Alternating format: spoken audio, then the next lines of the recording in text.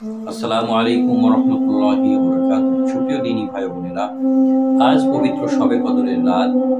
শবে কদরের রাতে কোন কোন আমলগুলো বেশি বেশি করে করতে হয় এবং কিছু কিছু আমল এমন রয়েছে যে আমলগুলো অত্যন্ত গুরুত্বপূর্ণ এবং জরুরি বা আবশ্যক, সেরকম কয়েকটা আমলের কথা উল্লেখ করব।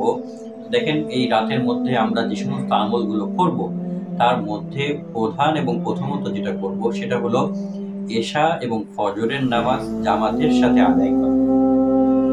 এটা একজন মুমিনের জন্য অত্যন্ত গুরুত্বপূর্ণ। আমরা অনেক সময় সারা রাত্রে ইবাদত করে সকালে ঘুমিয়ে থাকি, ফজরের নামাজ জামাতের সাথে পড়ি না। তো এটার দ্বারা আমাদের হবে কি, সারা রাত্রে যে নফল ইবাদত আমরা করলাম তার চেয়ে কিন্তু ফজরের নামাজ জামাতের সাথে পড়ার গুরুত্ব বেশি ছিল, তো আমাদের সেটা ছুটে যাবে। এই জন্য আমরা এই রাতের মধ্যে এশার নামাজ তো অবশ্যই জামাতের সাথে পড়বো, সেই সাথে ফজরের নামাজও আমরা জামাতের সাথে পড়বো। এটা হলো আমাদের প্রধান। 2 নম্বর হলো এই রাতের মধ্যে আমরা রাত্র জেগে আল্লাহ তাআলার ইবাদত বন্দেগী করব। দেখেন, এই রাতকে, শবে কদরের রাতকে হাজার রাত অপেক্ষা শ্রেষ্ঠ রাত বলা হয়েছে। তো এই জন্য এই রাতে আমরা শবে কদর তালাশ করব এবং নিজেদের গুনাহ থেকে আল্লাহ তাআলার কাছে ক্ষমা প্রার্থনা করব এবং নিজেদের অতীতের যে সমস্ত পাপগুলো রয়েছে এই পাপগুলো থেকে আমরা আল্লাহ তাআলার কাছে ক্ষমা চাইব এবং আমাদের ভবিষ্যৎ জীবনগুলো যাতে সুন্দর হয় এবং আমাদের মনের আশা যাতে পূর্ণ হয়, এ ব্যাপারে আমরা আল্লাহ তাআলার কাছে এই রাতের মধ্যে অত্যন্ত বেশি পরিমাণ আমরা কি করব, দোয়া করব। 3 নম্বর যেটা আমরা করব সেটা হলো এই রাতের মধ্যে আমরা ঝগড়া বিবাদ করা, অপরের সমালোচনা করা, গালমন্দ করা, দোষ ত্রুটি তালাশ করা বা এই জাতীয় যা কিছু আছে আমরা এগুলো থেকে বিরত থাকব। কেন? অপরের সাথে যদি আমরা ঝগড়া বিবাদ এগুলোর মধ্যে লিপ্ত থাকি তাহলে এই রাতের মহত্ব যেটা রয়েছে, গুরুত্ব যেটা রয়েছে, সেটা থেকে কিন্তু আমরা কি হব, বঞ্চিত হয়ে যাব। 4 নম্বর হলো আমরা যারা পারবো এই রাতের মধ্যে সলাতুত তাসবিহ একটা নামাজ রয়েছে, এই নামাজের অত্যন্ত গুরুত্বপূর্ণ রয়েছে।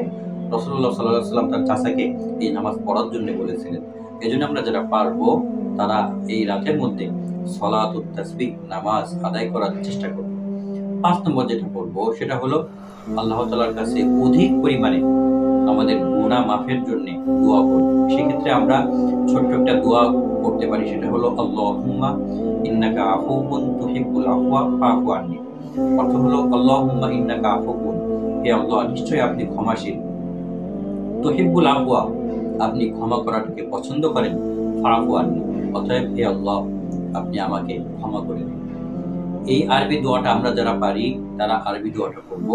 যারা আরবি দোয়া পারি না তারা আমরা বাংলায় বা যেভাবে আমরা পারি আল্লাহ তাআলার কাছ থেকে নিজেদের গুনাহগাথা, নিজেদের পাপ, অতীতে যে সমস্ত গুনাহ আমরা করেছি এই সমস্ত পাপগুলো থেকে আমরা আল্লাহ তাআলার কাছে বেশি করে এই রাতের মধ্যে আমরা আল্লাহ তাআলার কাছে ক্ষমা প্রার্থনা করব।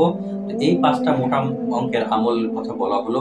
তো এগুলো যদি আমরা ঠিক মতন করতে পারি তাহলে শবে কদরের ফজিলাতের যে সমস্ত বিষয় হাদিসগুলো বলা হয়েছে, তো এই ফজিলাত আমরা কিন্তু এই আমলগুলোর মাধ্যমে পেয়ে যাব। আল্লাহ তাআলা আমাদেরকে প্রত্যেক উম্মতকে, মুহাম্মাদিয়াকে পবিত্র শবে কদরের যে ফজিলাত এটা অর্জন করার মতো তৌফিক দান করুন।